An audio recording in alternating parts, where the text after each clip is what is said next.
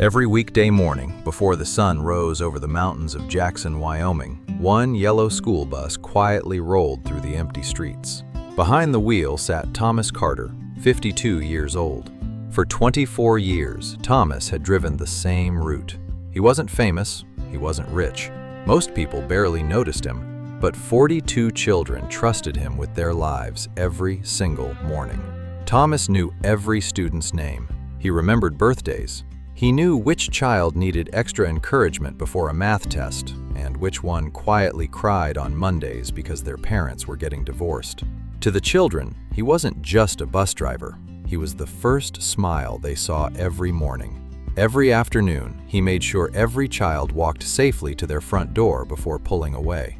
It wasn't part of his job. He simply believed every child deserves to arrive home safely. His daughter, Emma Carter, was 16.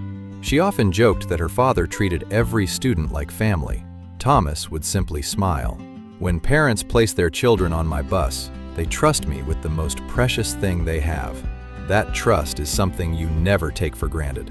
Life wasn't perfect. Thomas had lost his wife to breast cancer 5 years earlier. Since then, he had raised Emma alone. Money was tight. His old pickup truck barely started each winter. The roof leaked whenever it rained. Yet Thomas never complained. Every evening after work, he volunteered at the local youth center, helping teenagers repair bicycles and learn basic mechanics. People often asked why. He always answered the same way. Someone once helped me when I was young. I'm just returning the favor. No one imagined that within a few days, this quiet man would face the hardest decision of his life. It was the first heavy snowfall of December. Road crews had salted the highways, but the narrow county roads were covered with black ice. Before leaving the bus depot, Thomas carefully checked every tire, every brake, every emergency exit. His co-workers laughed. "Tom, you've checked that bus 3 times already." Thomas smiled. "I'd rather lose 5 minutes here than someone's child out there." Those words would soon prove prophetic. The morning route began like any other. Children laughed, some traded baseball cards, others argued about homework. Emma sat near the back, headphones around her neck, pretending not to notice her father singing softly along with the country music playing on the radio. As the bus approached Miller Crossing, snow began falling harder. Thomas reduced his speed, 25 miles per hour, then 20. Ahead lay an old railroad crossing. Just as the front tires reached the tracks, the bus suddenly slid sideways. The steering wheel became useless. The rear wheels spun helplessly on solid ice. The engine stalled. Thomas turned the key. Nothing. Again, nothing. Silence. Then, a distant train horn echoed across the valley. Every child froze. Thomas looked toward the tracks. A freight train had just rounded the bend, less than a mile away. He didn't panic. His voice remained calm. "Everyone listen to me. Leave your backpacks. Move to the back emergency door." Children began crying. Some screamed, others couldn't move. Thomas climbed over the seats, opening the emergency exit himself. One by one, he lifted children onto the snowy ground. "Run to the hill! Don't stop!" Parents later said their children only remembered one thing. Thomas never shouted. He never looked afraid. He only kept saying, "You're going to be okay." 39 children escaped, then 40, then 41. Thomas looked around. The bus was almost empty, until he heard one terrified voice. "Dad!" Emma's leg had become trapped beneath a twisted seat frame during the slide. She couldn't pull free. The train horn grew louder. Only seconds remained. Emma looked at him. "Dad!" "Go!" Thomas dropped to his knees and pulled with everything he had. The metal wouldn't move. Outside, the remaining children screamed. A nearby rancher, Jack Reynolds, saw the bus from his field. Without hesitation, he drove his tractor through the snow, dragging a heavy steel chain behind him. Thomas wrapped the chain around the front axle.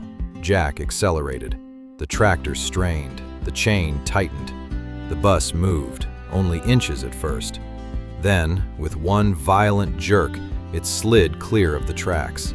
The freight train thundered past, less than 3 seconds later. The shock wave knocked everyone backward into the snow. Silence. Then, 42 children began crying. Not from fear anymore, from relief. Within hours, body camera footage and a student's cell phone video spread across social media. News helicopters flew over Jackson. Reporters called Thomas a hero. Television hosts called him America's bravest bus driver. The governor invited him to receive a state award. When reporters asked how he remained calm, Thomas answered quietly, "Children don't need to borrow my fear. They need to borrow my courage." Months later, the National Transportation Safety Board determined that Thomas's careful maintenance and emergency training had saved every life on the bus. But Thomas insisted someone else deserved recognition. Jack Reynolds, the rancher who had driven his tractor through deep snow without thinking twice. During the award ceremony, Thomas invited Jack onto the stage. "Heroes rarely work alone," he said. "Sometimes courage looks like a school bus driver. Sometimes it looks like a farmer who refuses to drive away." The audience rose to their feet. Years passed. Emma graduated from college and became an emergency physician. When she delivered the commencement speech, she looked toward the front row where her father sat in his old blue jacket. "People often ask me why I chose emergency medicine," she said. "Because when I was 16, I learned that calm can save lives. My father taught me that courage isn't the absence of fear. It's choosing to stay when everyone else would run." Thomas lowered his head, wiping away a tear before anyone could see. Sometimes the greatest heroes aren't the ones who wear uniforms, badges, or capes. Sometimes they wear a faded bus driver's jacket, show up before sunrise, and quietly make sure every child gets home safely. Because real courage isn't about being remembered. It's about refusing to leave when someone still needs you.